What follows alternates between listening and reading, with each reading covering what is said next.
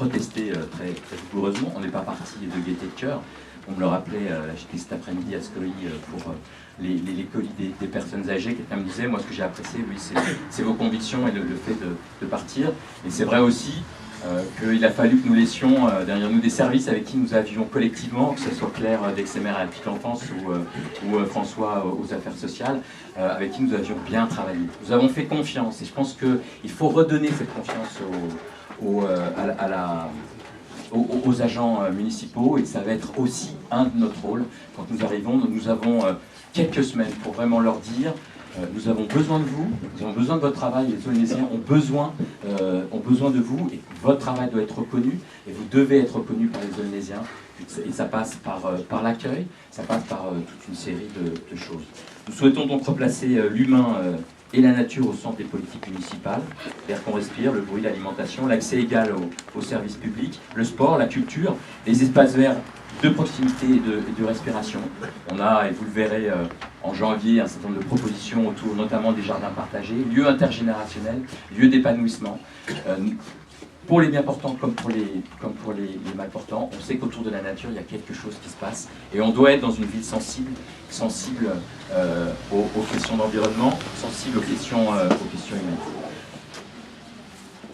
Cela passe aussi par la refonte du plan local d'urbanisme très clairement. Nous remettrons dès les premiers mois en discussion, c'est en début de mandat qu'il faut le faire, le plan local d'urbanisme pour allier logement et qualité de vie, équipement de proximité, école, mais aussi lutte contre les nuisances. On veut en effet relier les quartiers, vivre mieux dans notre environnement. C'est aussi, et François Sibek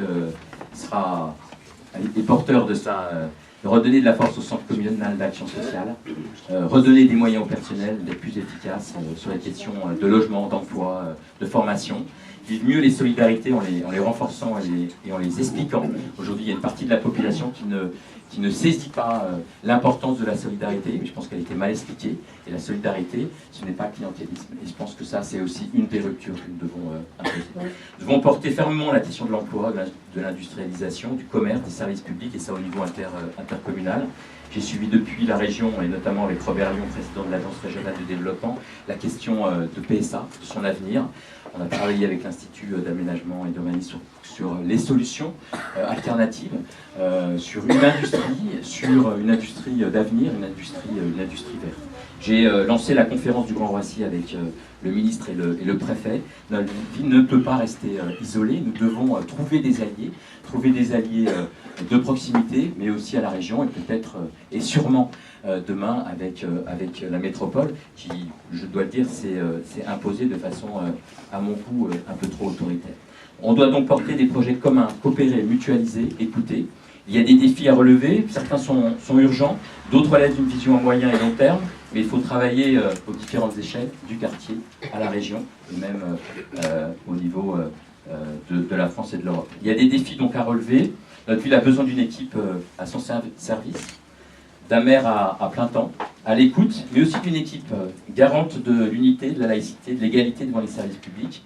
Et puis, je pense que j'ai là déjà autour de moi, Jean-Marc, Mohamed, Claire, Alain, François, je ne vais pas tous les nommer, Valérie, Evelyne, des gens qui sont assez exigeants, Sébastien, assez exigeants aussi et Jean-Marc, sur la qualité du travail, et sur le fait d'être en capacité de rappeler aussi que les décisions ne se prennent pas tout seuls. Je ne serai pas le maire qui prendrait les décisions tout seul, mais bien avec vous, avec les Zolénésiens et avec une équipe. Et je sais, ici, j'en vois encore d'autres, qui me rappelleront cet engagement si jamais je m'aventurais sur des routes qui sont contraires à tout ce qu'on pense et à tout ce qu'on a voulu. Et je crois que c'est important de le dire là, en début de campagne électorale, et de s'en souvenir dès le 31 mars, quand nous aurons à mettre en place l'équipe une fois élue. Un maire, donc, garantissant une collégialité, garantissant le dialogue, et puis un maire qui devrait être beaucoup plus court que ce que je viens de faire là. J'en suis désolé. J'avais 10 minutes, j'ai dû être un peu plus long. Donc voilà, on n'est pas... mais c'est bien, vous avez vu que dans l'équipe déjà, on est capable de rire de ses propres travers. On va essayer de le faire jusqu'au bout. Donc, chers amis, mesdames, messieurs, vraiment, merci de votre présence. Poursuivons tout ce qu'on a commencé à développer à travers des ateliers. Le premier, et vous ne serez pas surpris, c'est sur les questions de démocratie. C'est mardi prochain, ici même à 20 h, notamment animé par Hervé Suedo et Alain Boulanger. Notamment, il y aura, je pense aussi Claire et d'autres qui seront là. Et j'ai cité Hervé, un petit message particulier à Hervé parce qu'il n'est pas aujourd'hui sur la scène, mais il est dans l'ombre. Il a fait énormément pour ce début de campagne, et pour que vous soyez présents ce soir, notre blog lui doit aussi pas mal. Allez-y, regardez nos textes, passez-nous des messages, et puis voilà, partagez avec vos amis, partagez avec vos voisins cette dynamique. Certains se sentaient orphelins, dites-leur que c'est vraiment pas la peine qu'ils soient orphelins. Il y a une liste du centre jusqu'à la gauche de la gauche, une liste qui va porter un certain nombre de valeurs qui portent, et une liste où on aura des lieux de dialogue, de partage et d'écoute, où chacun est bienvenu. Alain disait il est progressiste, d'autres se disent écologistes, d'autres se disent démocrates. Eh bien, c'est tous ces gens-là qui sont les bienvenus ce soir, et je suis content que vous soyez là. Donc voilà, juste un dernier mot, une liste, vivre mieux ensemble à Aulnay-sous-Bois, qu'il nous faut créer maintenant, mais très concrètement. C'est-à-dire ne repartez surtout pas en pensant qu'on va vous laisser tranquille. On a besoin de vous, parce que notre ambition, elle est forte. Hein. On l'a dit, on est vendredi 13, on n'est pas superstitieux.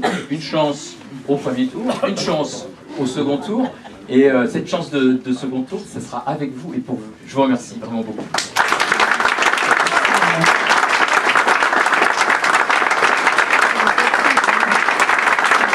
Aux personnes qui ont pris la parole de venir se rapprocher pour prendre une photo.